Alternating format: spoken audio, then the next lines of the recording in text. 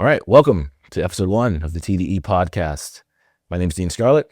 I'm the host and super excited to kick this podcast off. So a little bit about what we're going to be doing through the course of this podcast is most episodes we're going to have a guest on here. Each guest will be at some point in their entrepreneurial journey. Either they will be just starting out or neck deep in it or already very successful.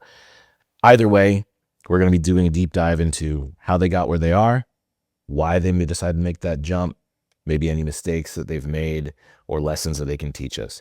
The goal being for us to glean some things from their experience to make our own journey smoother, to make your entrepreneurial goals more likely to succeed. One of the things I'm going to try really hard through the course of these conversations to do is to get to the heart of the challenges that they're experiencing, to how their business makes money. We're going to talk about all different kinds of businesses, how their business makes money, how they acquire clients, and any difficulties that they've had. Because I think oftentimes a lot of podcasts focus very heavily on the big names that we all know who have already been very successful. But there are thousands, hundreds of thousands, millions of efficient operators just crushing it in their business all around us all the time, with tons that we can learn from, tons to teach us. So a little about me. I've always had an entrepreneurial spirit. I remember, I don't even know, second or third grade, something like that, Pokemon cards started to become really popular, and I wasn't allowed to have Pokemon cards at that time. Not yet. Later on, my parents relented a little bit, but in the beginning, they didn't want me playing with Pokemon cards, so I didn't have any. And a kid at school gave me a Poliwag, and by the end of that day, I had traded that Poliwag for a Ghastly, and from that point, much of that next 7 or 8 years or so, kind of clandestinely, without my parents knowing, for at least the first few years, I traded up from that single Poliwag into all 150 Pokemon cards. I ended up acquiring all 150. I still have them to this day, because I set a goal for myself. From that first day, I said, I'm going to get all of them. Even though I didn't have any money, I was not allowed to own them.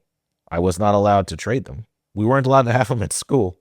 I was like, I'm going to go around all those obstacles because I have a dream and a goal. And that goal is to take this one card and make it all 150 cards. And I succeeded at that goal. And it was one of my first major, in my estimation, entrepreneurial success stories. Another testament to this, even as young as like kindergarten, this is back before the age of cell phones. And so every year at the start of the school year, my mom would give me a $20 bill to keep in my wallet and take it with me every day to school.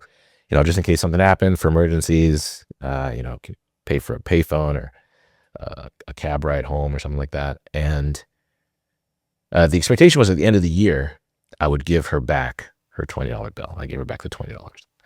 We weren't allowed to spend it. I wasn't allowed to spend that money. It wasn't spending money. It was emergency money. But I was like 5, 6 years old. I'd spend it anyway. I'd buy extra food at the lunch line and so on and so forth. And so usually by the end of the year, I had spent out all that money, and now it was a mad scramble to earn $20 as quickly as I possibly could so I can pay my mom back. And I succeeded every single year at doing that. Once again, entrepreneurial spirit, the drive I had a goal. I needed to earn $20, even as young as 5 years old. Like, I need to earn $20. I don't have any real skills. I don't have any, but I'm going to do it. And I did it every year. I hustled hard. For a kid, anyway. I was hustling hard. That same drive followed me all the way through adulthood. By the time I was an adult, I knew I wanted to start a business, but everybody had always told me that that's not the best path. That, go to college, get a degree, get a job. That's the route. And so I listened to them because, all the adults know best, and I listened. But it didn't kill that drive. I remember, I got my first job and I was making decent money. At least for me at the time, I was making decent money, and I would sit there at my desk every single day. And on a literal napkin, I'd be scribbling out all these different business plans. I probably started in my head dozens of different business ideas. Started the process of researching them, But most of them I ended up scrapping. It took years before I finally actually started my first venture.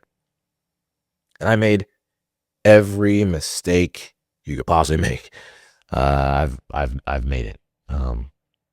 Maybe I should knock on some wood, just in case that's not true. And there's some still looming. I'm sure there are some still looming out there, but I made a ton of mistakes. As a teaser, some of the mistakes to look forward to that I've made through that I'll be sharing with you through this podcast is hiring or promoting a cocaine addict to be the manager of one of my stores, over leveraging, bad locations, giving away too many goods, not understanding contracts at all, and getting scammed, etc., etc. I've got all kinds of stories. Hopefully, catch you in the next couple episodes. I'm excited for you to see what we've got lined up. We've got an awesome, really exciting series of guests scheduled. We're going to be having some pretty detailed conversations throughout the course of this podcast. So I'm really looking forward to being on that journey with you. See you in the next one.